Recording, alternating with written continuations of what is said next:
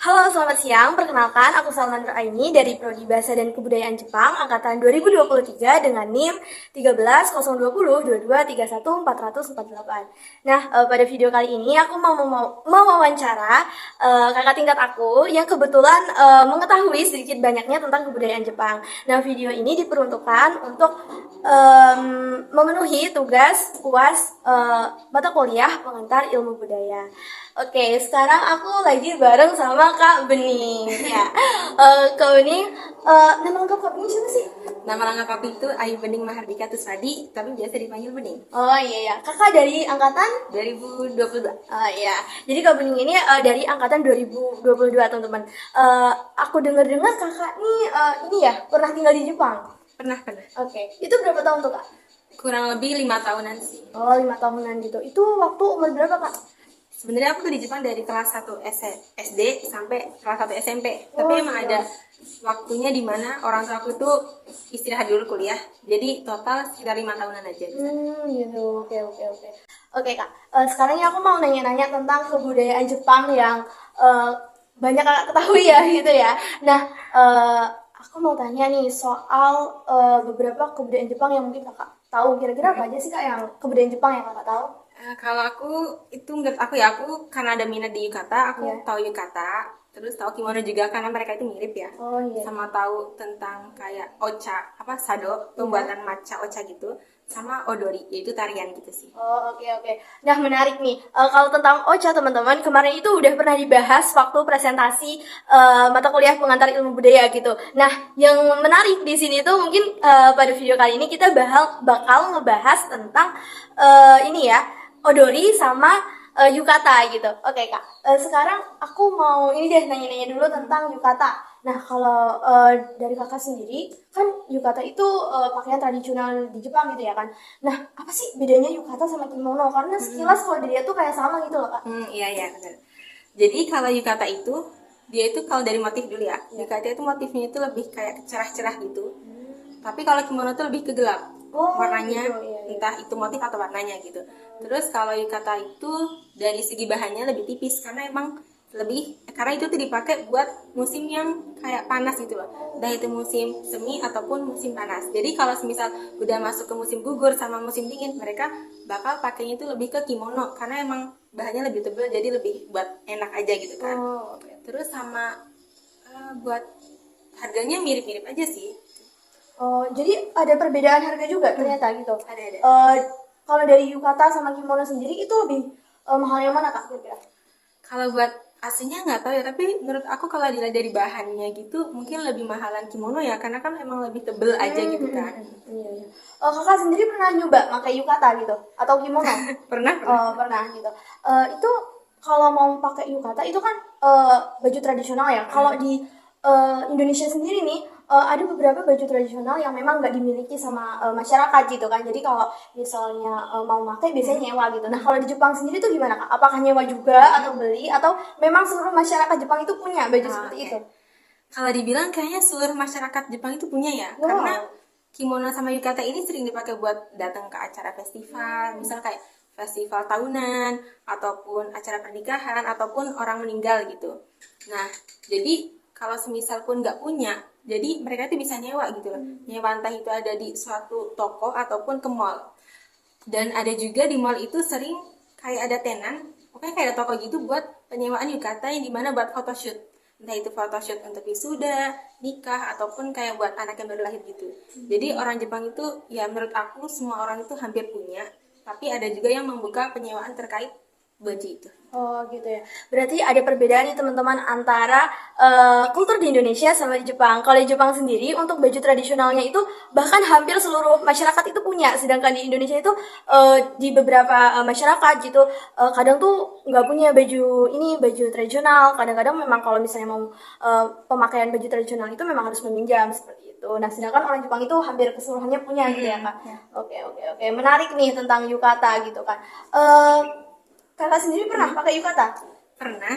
Itu pemasangannya gimana, Kak? Kakak dibantu atau memang masang sendiri gitu Nah, yukata? itu dibantu sih. Karena kan pasang yukata itu susah ya. Iya. Jadi selain baju yang berbunga-bunga itu, di dalamnya itu ada baju lagi gitu.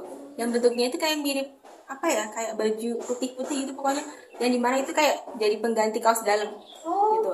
Jadi nanti kita pakai itu terus baru pakai baju yukatanya, dan kan ada ini nih talinya gitu kan. Nah itu nggak bisa dipakai sendiri menurut aku karena emang bener-bener susah, jadi perlu bantuan.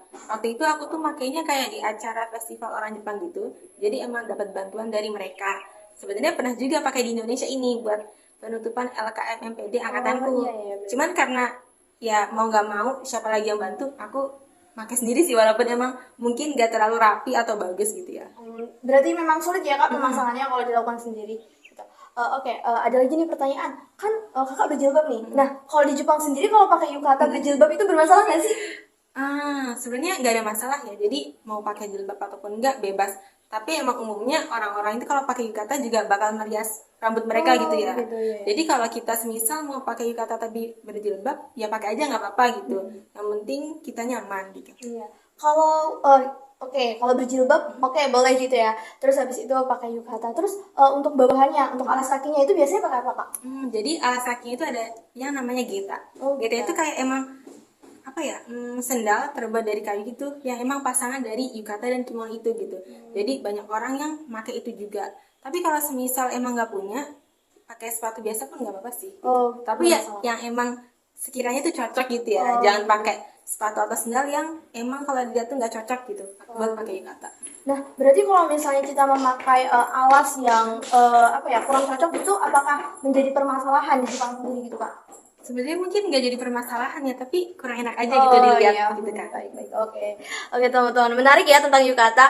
Untuk topik yukata mungkin sampai sini aja ya. Sekarang kita masuk ke odori. Nah, odori itu apa sih kak? Odori itu tarian. Tarian gitu. Nah, teman-teman, jadi tarian di Jepang itu disebut dengan odori. Nah, kalau tarian di Jepang itu apakah bervariasi seperti yang ada di Indonesia gitu kak, atau bagaimana? Iya, bervariasi sih. Jadi kalau setahu aku tuh kayak ada bong odori, terus ada kayak apa ya, pokoknya aku jujur lupa, tapi pokoknya ada banyak. Oke.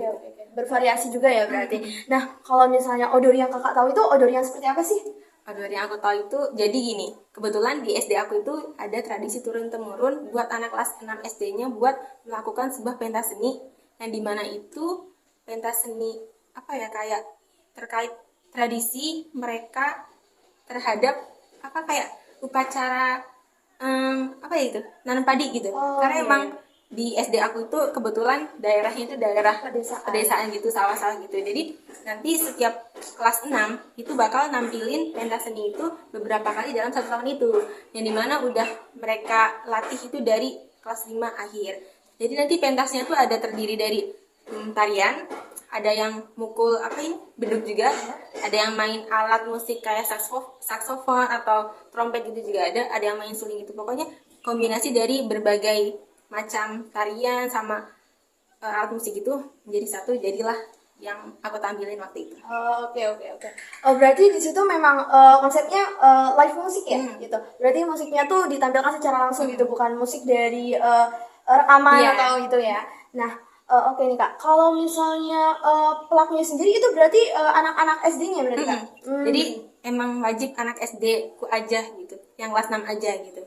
Gitu. Oke kak. Jadi itu pelaksanaannya itu kapan kak?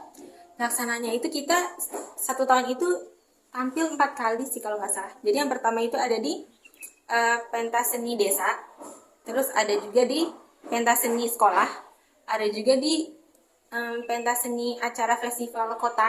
Jadi di kota aku tuh Saijo namanya ada festival Sake Matsuri. Nah kita tampil di situ, sama ada festival kecil-kecilan di sekolah lagi gitu sih. Gitu.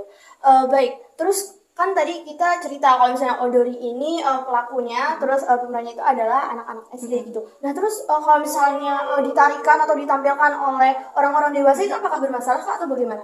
Sebenarnya mungkin nggak bermasalah ya, cuman kalau sampai sekarang tuh nggak ada yang apa sih kayak melakukannya gitu selain kita sebagai anak SD Teranishi gitu. Oh ya, BTW nama pentas seninya itu Daichi no Hibiki, yang artinya itu kayak apa, getaran bumi, pokoknya gitu deh. Oke.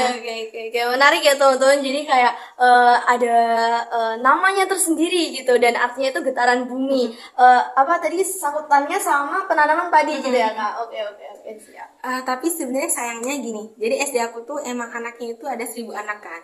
Nah karena ada 1.000 anak ini, jadi kan kayak emang terlalu full gitu. Jadi sama pemerintah itu dibagi dua, mulai tahun 2017-an. Nah, dari sinilah tradisi pentas seni ini tuh hilang. Karena memang anak SD yang tadinya misal satu angkatan kelas 6 itu 200 anak, kan jadi berkurang jadi 150 atau 100 anak aja. Nah, maka dari itu buat nampilin pentas seni itu tuh kayak udah susah gitu. Jadi dihilangkan, ya udah anak kelas 6 SD tempatku udah nggak ada pentas seni gitu lagi gitu. Oke. Tadi kan kakak bilang kalau misalnya pementasan ini tuh persiapannya dari kelas 5 SD gitu. Nah, berarti ini tuh nanti waktu kelas 6, waktu penampilan itu, waktu mereka sudah kelas 6 dan ingin menampilkan itu memang dipilih yang paling terbaik gitu Kak? Atau bagaimana? Atau semuanya tampil gitu? Oh ya, semuanya tampil. Oh, semuanya tampil. Dan untuk menampilkan pementasan ini tuh 100 orang tadi Iya. belum cukup ya Kak? Belum. Oh, begitu. Karena emang banyak banget sih, kan ada nyanyi juga ya, Iya. perlu suara banyak gitu juga kan. Berarti ini apa ya, penampilan besar gitu ya, festival besar gitu. Oke. Nah teman-teman, itu tadi beberapa kebudayaan Jepang yang bisa kita ulas pada video kali ini. Makasih banyak sudah nonton. Makasih Kak Bening udah menjelaskan berbagai kebudayaan Jepang yang sebelumnya nggak aku tahu nih, sekarang udah aku tahu gitu. Terima kasih semuanya, bye bye.